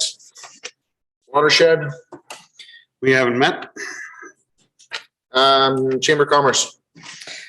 We met today. We basically went over our strategic plan and moving forward with our action plan for the year, including a communication strategy. We're looking at future events coming up, obviously COVID dependent, but the first one on deck will be looking at the planning of a trade show in May. So we're working on setting up committees to get that going and what that's going to look like with the restrictions in place. Any questions? Next, Alberta North Central Alliance. This is our 5 municipalities and 5 First Nations. We actually met yesterday at the Legacy Center for 5 or 6 hours. And so it was actually a really good session. We had some presentations by each community where basically we had highlighted some questions to kind of get to know each other and talk about how our community works and our budgets and our capacity and our council and our governance pieces work and how we work with different levels of government, and talked about what we're trying to accomplish and some of our limitations and some of our frustrations. So it was a very good open discussion. We had 7 out of 10 of the group of the communities represented. And so our next thing is working towards some strategic planning. Big Lakes County has also spearheaded a grant application for the group for a $200,000 ask from the provincial government for some community collaboration pieces. Additionally, Chief Twin, myself, and Reeve Carrick will be meeting with a number of the First Nations here. We've requested a meeting to kind of give some updates on where we're going, what we're doing, and get some more feedback from that perspective, because sometimes that's missing at some of our meetings. But overall, things are moving ahead. Any questions? If none, housing. So we had a meeting on December 15th. We went through some policy reviews. We aim to go through a sizable portion of our policy every month so that all our policies are current and up to date. We had a presentation from the Alberta Government regarding affordable housing. They would like to add 25,000 spaces over the next 10 years, which is in addition to the 57,000 that currently exists. They would also like to reduce households on a wait list by 30%. One of the interesting things that they are discussing and would like feedback from municipalities on is tax exemptions for affordable housing projects in the private sector. Whether it be a partial tax exemption or full exemption, etc. Some concerns were expressed about private for-profit operators receiving tax exemptions, as it would in essence shift the tax burden to the rest of the community. This is something as a municipality that we should keep our eye on, as it could significantly impact our municipal taxation. They are currently planning this engagement with municipalities in December 2021 to January 2022. They are also evaluating over 3,000 provincial assets. They're trying to determine what should be sold, what could potentially be sold, what should be transferred to local housing, what should be retained as is, and what should be retained and reinvested into. From the Housing Authority perspective, overall our budget for 2021 was pretty much right on and on track. And our move in, move out numbers have stabilized significantly. In the earlier days of COVID, we were typically having more move outs than move ins. This trend has now reversed. Up until the end of November of this year, we have had a total of 71 move ins and 52 move outs in our entire portfolio. Okay, any questions, comments? How much vacancy is currently at the lodge and housing? Do you know? I would have to take a peek at my numbers and then get back to you on that. I'd be curious. Okay. Okay, Tri-Council Health. We met in December, and basically it was more of an informational meeting with regards to everyone getting to know each other on the committee. So we do have some nurse practitioner vacancies, but we're operating at a full doctor complement. They did indicate that the wait times were a little longer than normal, but that was not due to staffing.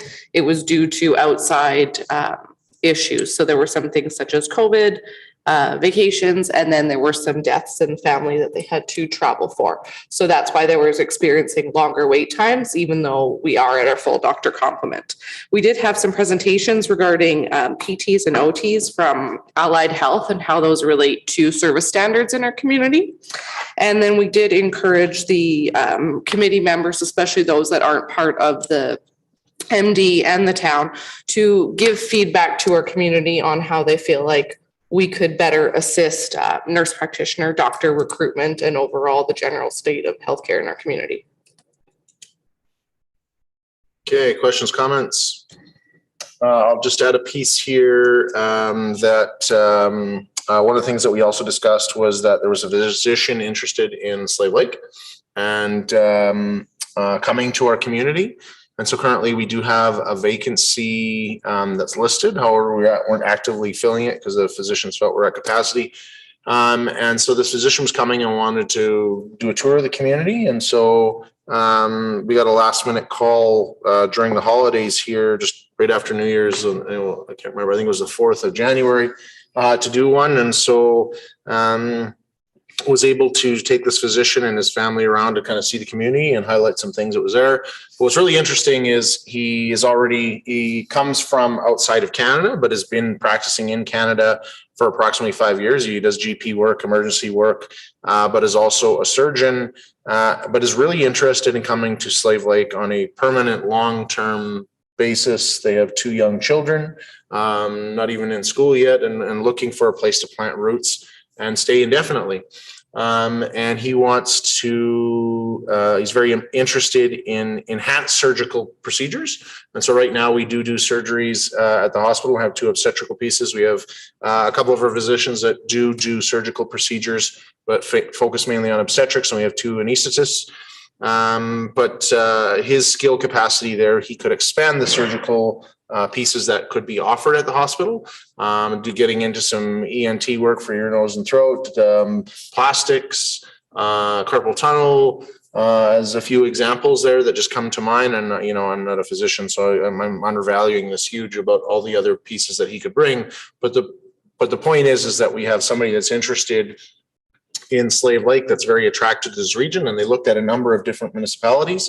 They think that this is the right fit for him, and he would like to build and expand upon our surgical program that's here and enhance the services. So I had some conversations with Alberta Health Services over the last couple of days there, making sure that the way the process would work is that there's an ask that has to go up because there's pieces that have to go with it. Although we have the physician that's interested, there's also staffing and pieces and operational funding that have to go on with expanded enhanced surgical services. But the interest is there from the local physicians. The interest is there from our local AHS staff. And we've got interest from somebody that wants the job and is not looking to do it temporary, but long-term. So I'm pretty excited about that. And going to work hard with the committee to make sure that continues and that envelope opens up. If there's nothing else, we'll jump into tourism. Yeah, so we announced our all-in dates Monday evening, or I believe Sunday evening. They're February 19th to 21st. It coincides with Frost Fest. We're basically embracing our winter outdoor family events. We have a few bigger things to announce still, but the ones we can share is we have a Kids Can Fish Day that the Watershed's partnering with us to do Sunday at the Widewater Complex. The Snow and Mud is hosting their sled drag races Saturday at Big Fish Bay, and Big Fish Bay is also letting us use their ponds to skate on, as well as something we all think is really neat is we have a horse and carriage going through their trees, and we're going to have lights and stuff. So watch for our Facebook post for more updates and more details. I think that kind of encompasses what we can share. Is that correct, Councillor Hughes? Yeah, good job. I guess that's a 10 out of 10. I will give the tourism committee props there for that. I think it's fantastic. We talk a lot about tourism, and summer tourism is always easy to talk about and envision. But if we're really going to create tourism, we're really going to create Slave Lake region as a destination. You need to incorporate some of those winter tourism and get people out. And I can tell you, after this last spell of Christmas, New Year's of minus 47 million degrees, rounding up a little bit, People want to get out. So great job and look forward to understanding how we can help. Library. The library has not met yet as of this year. Our meeting is tomorrow, so nothing new to report at this time. Naming advisory. Have not met. Community futures. A couple things from Community Futures. One of the programs they've got going is Love Local, Shop Local. They've already had 60 businesses sign up for this, which is great. But they're also still looking for more partner organizations to help promote the local shopping in the region. A bunch of benefits that go with it, including your website SEO increase and all that kind of fun stuff. They're also starting a customer service project, partnering with organizations. It's kind of a service training program. They also have a business link partnership that started, which is, I think, going to be quite advantageous with the online piece of training and whatnot for each business. And they have short videos that you can go through, such as financing your business, etc. The other one is there's some director training they're requiring, which is going to be quite intensive. There's 13 modules I got to complete by March 31st. So fun. And then they're also started talking about the beautification loan proposal that they're putting together for the community, and not just Slave Lake. It also includes Wabasca and High Prairie, et cetera, in their area. This is to set up a micro lending program to help stimulate the local economy a bit, and also help align like the downtown core into what the vision is of the future and whatnot. That's about it. Okay, so sorry, they're doing beautification loans this is just for businesses that are doing cosmetic things to their. Yeah, they're talking about bringing it into like certain micro areas almost inside a community. So like, let's say they're still in the middle of doing the proposal, so it has some to work out. But like the downtown core seems to be in alignment with the town making those changes for the beautification project. This would be in line with that to help local businesses get a small micro loan, like $20,000 type thing or under. They have it staged up, and this would have low to no interest rate on it, et cetera. That's the idea behind it. It's just some working in behind to see how that's going to go. And they hope that'll help adopt the downtown core change, right? And so this program, they're waiting for federal funding to do it, or they've gone for step one, which is to get the board approval that they want to move forward on this. The proposals are being written up. They're going to come likely to municipal, High Prairie, us, Wabasca, to see what kind of adoption, what we can do as far as building permit requirements, the deposits that are required for some of these, if we can offset that somehow, just to make it easier to access the project, the idea behind it. Of course, there's going to be tight timelines on everything and help get that going, and there'll be shorter term loans, but they're still working on the gist of it, I guess. Okay. Community Education Committee. We have not met yet this year. Homeless Coalition. So we have lots of things going on. We've had a couple meetings. We have moved into our temporary location for the remainder of this winter season. This is in the same building as Burgers Plus. The coalition would like to thank the town of Slave Lake, specifically Samantha with the planning department, for the quick turnaround on the permit and the support provided. Our grand opening in the new location was December 23rd. 22 people attended, and we were blessed by an opening prayer and songs by Elder George Isidore and his family. We have received approval for 2 grants from the Alberta Government, one for COVID isolation for those who are homeless and are COVID positive, and another which has allowed us to expand daytime programming. This expansion in daytime programming started on December 20th.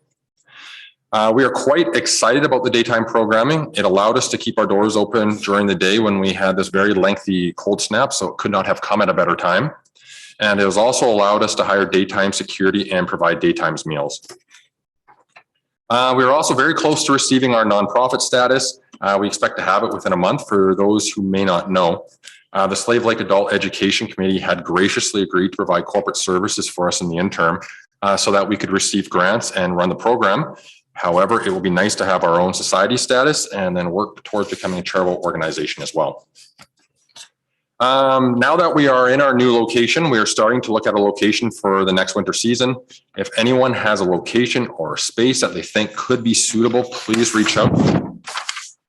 And some current needs. We are in need of a chest freezer to store our meals. If anyone has one to donate, it would be greatly appreciated. We're also in need of volunteers. If anyone would like to volunteer, even for an hour or so, please reach out. Our next public meeting will be held via Zoom on February 4th at 1:30. So if you'd like to get the link to sit on the meeting, please reach out. Okay, questions. You said you were in need of which containers? A chest freezer. A chest freezer. Yeah, chest deep freeze. How big? Anything. We'll take anything at this point because we don't have any more room for stuff. Okay. Yeah. Okay. Any other questions, comments? Children's Resource Center.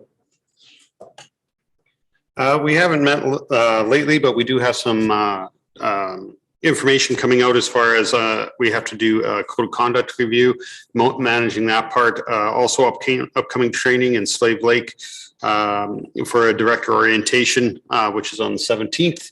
And other than that, that's where we're at. Thanks. Okay. BC. We met last night. There was only one item on the agenda. We approved a discretionary permit for Huddy Tech. It'll be a new mechanic truck in town. So pretty good time to come into town. We can use that here. So good luck to them. Okay.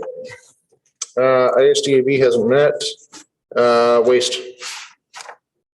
We have not met. Airport. We have not met. Legacy, we had a fundraising meeting with the Child Care Society Board last month, and basically had some discussion about working together on some events and or some raffles to help offset some of the costs there and the deficits that the building has. And so I appreciate the board putting in the effort on both sides, both the Legacy board members as well as let's say the Child Care Society, because any funds raised directly offset the deficit, which is funded in part by our Slave Lake taxpayers and the MB taxpayers. So every little bit that they do helps us all. So I just wanted to say thanks for that. Any questions, comments? Protective Services. Have not met. Emergency management. Okay, Northern Alberta Mayors and Reeves Caucus hasn't met. And Northern Alberta elected leaders hasn't met. Motion to accept the verbal committee updates as presented. Thank you, Councillor Adams. Any discussion? Call the question. Those in favor? That is carried. We'll jump into management task list. Gary.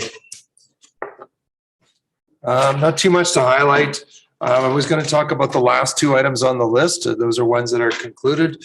They weren't concluded in the typical way, in the sense that the request for assistance around to assist the homeless coalition was handled more of an indirect manner, and same as the last matter around legal services for a potential land sale has also been more or less resolved. The ball's in the other party's court at this point in time.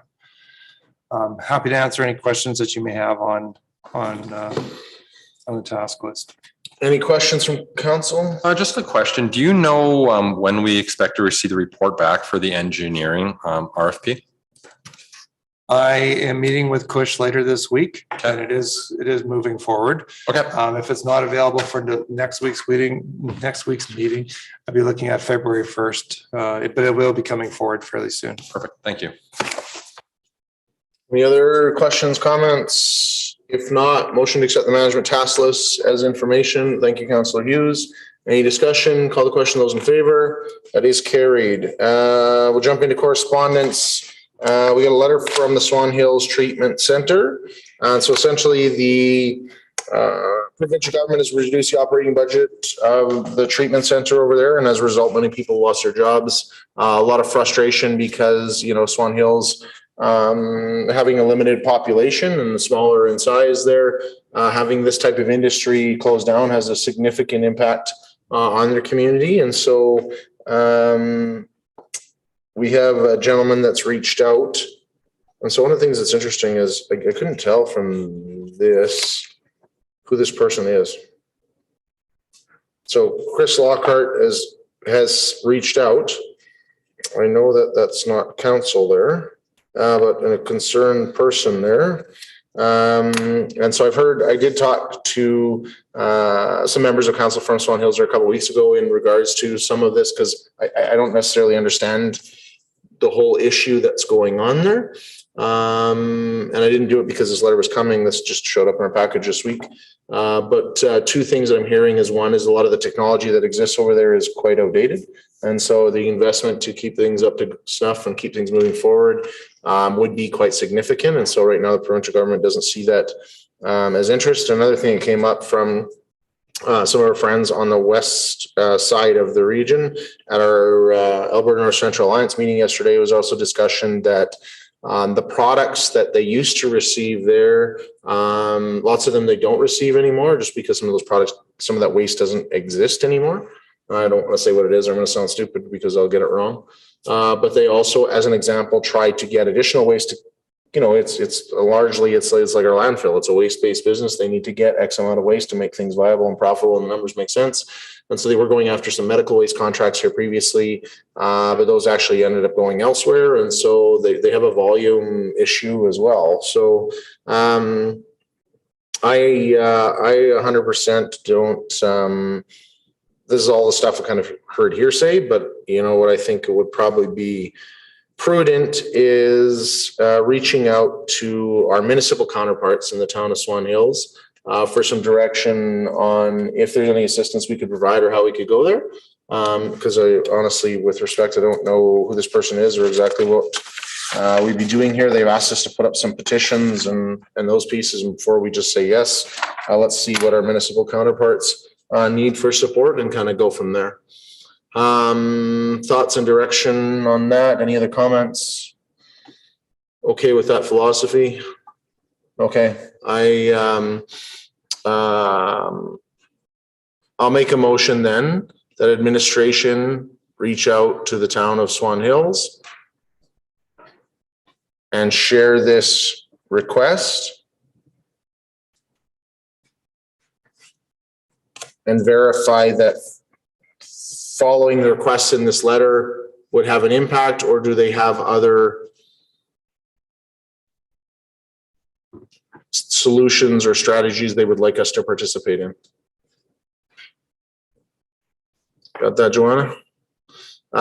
Motions on the floor. Any discussion? Call the question. Those in favor? That is carried. Okay. Last one, Mayor's Corner. I've already been advised I have to go fast, so I'll go fast. Alberta North Central Alliance meeting I talked about yesterday. One of the follow-up things I think I touched on briefly, but Chief Twin, Reeve Carrick, and I are going to try and set up a meeting with all of the 5 First Nation chiefs and have some updates on where we're going and what we're trying to do. We had a 3-hour economic development meeting here tonight prior to our council meeting. So we met with Insight to go over a bunch of the work that they have done in the past and kind of where we're going. And so council will be digging into a lot of that. We have over the next couple of weeks, we've probably got 20 hours of meetings already scheduled for some of the budget pieces. And a lot of this will have a direct impact on our budget and some of our strategic planning. So we'll be digging into that.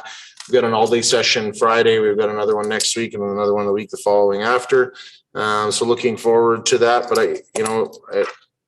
it's something that's exciting to me and something I enjoy talking about. It was great to see that there's a lot happening, but we need to figure out as a council how we get some of that information out and let the public and our industry and business contacts know what we're doing and what we're trying to do. We also have a reminder to council that next Tuesday, we've got a 3-hour session prior to council to talk about our downtown plan and recreation master plan. So both of these are extensive documents that we've spent tens of thousands of dollars on in last term. And so the idea is to review those as with administration and kind of get an update on what they look like. So that's a lot of time happening there. I talked about the physician tour already. And so I think that's all I'll touch on for now, but Things are quite busy. There's lots happening. And I appreciate, it was nice to have a break over Christmas because we got lots going on here, council, and we're right back at it. So just hang in there and stay with us. With that, it's obviously from the fading of my conversation here that I'm losing it too. So let's call it a night.